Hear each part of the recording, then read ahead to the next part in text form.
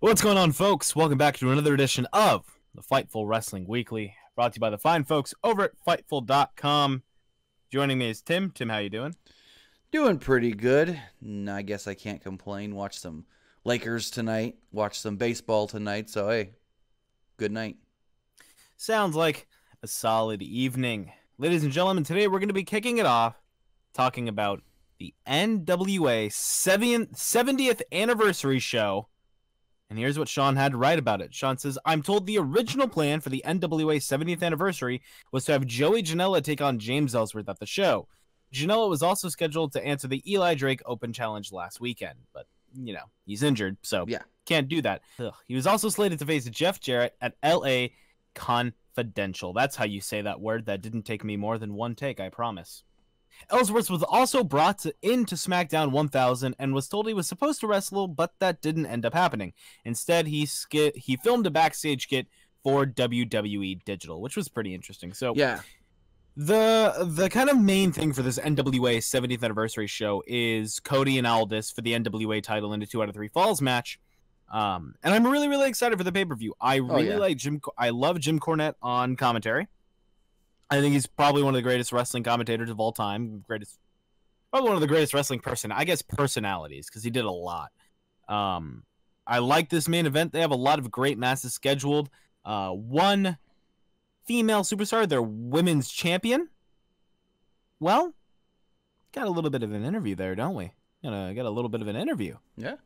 So real quick, you guys are going to listen to this interview from Jazz, the NWA Women's Champion.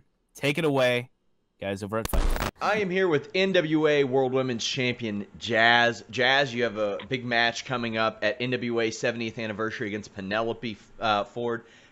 How are you preparing for this? You just told me actually you were headed to the gym. Yeah, basically I've been preparing myself. I'm taking this as like I'm supposed to take it. It's a title match, you know, and I'm the champion, so I'm preparing myself to go in as a champion and come out as a champion. So basically, I'm just in the gym, you know, building up for endurance and stamina, and I hope Penelope is doing the same. You know, I'm a vet, so you know, I've always was taught to be 2 to 3 steps ahead of my opponent. So that's where I am right now. You know, while she's probably sleeping and taking pictures on Instagram, you know, I'm in here killing it. So, I'm an athlete, and I'm a winner. I'm a champion. That's what I do. So you won this championship over 2 years ago, and since then there's been an overturn in NWA, and now it's Billy Corgan and Dave Lagana at the helm. Yeah. Don't get me wrong. I think the NWA before they were just passing belts along to whoever they thought was pretty or cute at the time. You know, I'm trying to make this NWA belt mean exactly what the NWA meant, you know, 20, 30 years ago, from back in the 80s. You know, let it represent, you know, NWA, just like Dusty Rhodes and the Ric Flairs, and you know, that's what I'm trying to do. This is just not something I'm putting around my way to say, oh, I'm a champion, oh, I got a belt. No, this means more to me than just that. This is my legacy, and it's the NWA. I'm making history. I'm the first African-American woman to ever hold this title in the history of the NWA. So I'm really taking this very, very seriously and to heart. So I'm hoping Penelope is really preparing herself, because I'm really taking this. This is deep for me. Yeah, one of the lines that you had in a recent interview, honestly, it's probably my favorite headline of the year. It was just you saying, "I'm not going out like a bitch." And exactly. And you seem pretty determined. Yeah, and that's how I am. A lot of most people really don't know me, but the ones that have been around, I mean, the girls that I work with in WWE and some of the girls on the independent level, some of them, they know my work ethic. You know, it's like I'm the first one in the building to get in the ring and stretch out and warm up. You know, I get to a show, I go to the ring, I check the ring, I check the ropes out. You know, I don't walk around in there trying to be, you know, the prettiest girl in the back, or you know, or walking around for everybody look at my ass and look at my tits and all that. I'm there for business. In October the 21st, I will guarantee you will see with your own eyes that Jazz is nothing to fuck with. I'm not to play with, and I'm coming there strictly for business. And if you guys want to watch that full episode, head over to the Fightful YouTube channel or Fightful.com. Now, Big topic of discussion this week. At Impact Bound for Glory, we saw a cool concept of a match, the Concrete Jungle match. I wouldn't call it a cool concept. I'd call it dangerous as F. Dangerous, but interesting enough to keep me invested in watching. It made sense that it was LAX in that match. Well, yeah. And we saw probably one of the most unprofessional, excuse my language here, bull go into business for yourself moments. I don't care if it's possibly or not. I don't care if this was scripted. I don't care if Aries took it upon himself to no sell and walk out of this show. I don't care if Vince Russo booked it. It's unprofessional. It kills the business, and it's awful. But I'm not going to get too heated about this. I've said plenty over on our podcast this last Wednesday, so I'm going to let Tim read what Sean wrote, and I'm going to keep my mouth shut. So Sean wrote about Bound for Glory. We've heard conflicting stories about the Aries Impact wrestling situation. But also, we're told Impact is doing damage control after the reaction to it. One version of the story claims that Austin Aries wouldn't agree to any other finish besides the one that went down, but took liberties at the end of the show. Either way, this is a storyline of a wrestler incredibly unprofessional, or a company backing themselves into a storyline of instability, when they are legit unstable as it is. There are a ton of stories going around concerning this, so someone is getting worked or making an effort to work. He also goes on to state that Willie Mack and Ethan Page were made positive impressions backstage and in the ring, with one Impact Wrestling employee telling Fightful that there are already plans in place for Ethan Page and Willie Mack. So that's really good. Willie Mack is very underrated. Yeah, Willie Mack is absolutely one of my favorite indie wrestlers right now. He follows me on Twitter. Interesting. Yeah, he follows me on Twitter. Mac. I really, really like him. He's great. Yeah, him and Rich Swann worked very well together as a tag team. I mean, absolutely. I guess you can keep them as a tag team if you want, or I think they had a singles match against. No, spoiler alert. I won't give the actual results, but Rich Swann took on Brian Cage, and then Willie Mack also took on Brian Cage. Hearing that both matches were pretty good. Yeah, I like it. So, I like it a lot. As far as the Aries thing goes, I don't know what to believe right now. You've got some people like P.D. Williams and Tessa Blanchard saying that to them they thought it was a work. Then you got others saying, oh, it's a storyline and Aries will be back in a couple of months. So, honestly, right now, all we can do is just sit, wait, and see how it unfolds, whether it's a work or a shoot or nobody.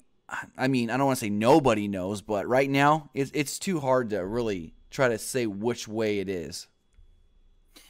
I think it's unprofessional no matter what. I think it's BS. Oh, yeah. I think no selling anything and acting like either if that was part of the no sells in anything are just bad. Well, not necessarily. They're terrible. They're business killing. There are circumstances you can no sell stuff when you're like Braun Strowman versus James Ellsworth. You no sell all of like. I'm not talking about that kind of no sell. No, I get what you're saying. I'm talking about the kind of unprofessional bull, like taking a finishing move and then walking out, standing up. I think he said, "Are you effing happy now?" to Callis and walked out. Look, the finger poke of doom. That's what I connected to. That's what I've been connecting to. It is business killing. Imagine if you did not know what wrestling was, and for the first time you thought that this real sport and this guy just stood up all of a sudden after some big move. That's a bunch of horse. Like, it's like, say, I don't know. Say it's WCW. DDP versus Kevin Nash. Kevin Nash hits DDP with the jackknife after a 15-minute match, and Nash goes for the pin, and DDP just stands up. Exactly. Like, the jackknife is his big, devastating powerbomb finisher, and then you're just gonna get up and be like, that didn't hurt. So it's frustrating, man. It's it frustrating. makes it to be honest. Next time you see Johnny Impact do that Starship Pain, it's gonna be like, well, that guy either is really, really weak, or he's really, really selling that move because it didn't affect Austin Aries. Exactly. It kind of hurts that finisher. Exactly. Regardless, I want to know what you guys have to think about it. So what do you think about Austin Aries, in my opinion, acting really unprofessional at the end of Bound for Glory? Let us know down in the comments below. We would really like to know what you have to say about it. This was the Fightful Wrestling Weekly. Thank you guys for tuning in. We greatly appreciate it, and we will see you guys next Friday for another edition of The Weekly. See you guys. You're not going to tell them what they're going to see next? Oh, Rand, we're going to send you over to listen, your boy, now. I'm tired. Have a good week, guys.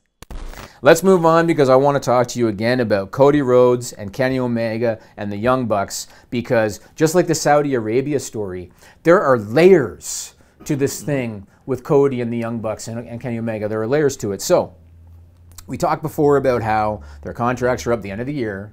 WWE is trying to scoop up all the talent they can. Ring of Honor and New Japan have the joint show coming up at MSG in the spring. WWE would love to grab these guys and keep those guys off that major show. Cody and the Bucks just did All In, which was a success. They sell a ton of merchandise through Pro Wrestling Tees. So there's the question, do you want to give up your freedom for possibly a really big guaranteed payday? And when I say freedom, I mean creative and otherwise, right? Do you want to do it? And it's kind of been weird. Some things have come out that might be shifting things potentially in that direction, which is why I want to talk about it. So the first thing is Dave Meltzer reported that morale in New Japan isn't as high as it was because the new executives there, the new regime is non-wrestling people. And apparently the guy that's the head of talent relations now kind of talks down to the talent, or at least they feel like they're being talked down to. And so now some talent in New Japan that previously would have never considered WWE are now considering WWE. The president of New Japan, Harold Meij, he actually posted an article on the New Japan site refuting Meltzer's report, and he called it disgusting. But really, if you're him, what else are you going to say, right? Yeah. You have to refute the report, but that's what he did.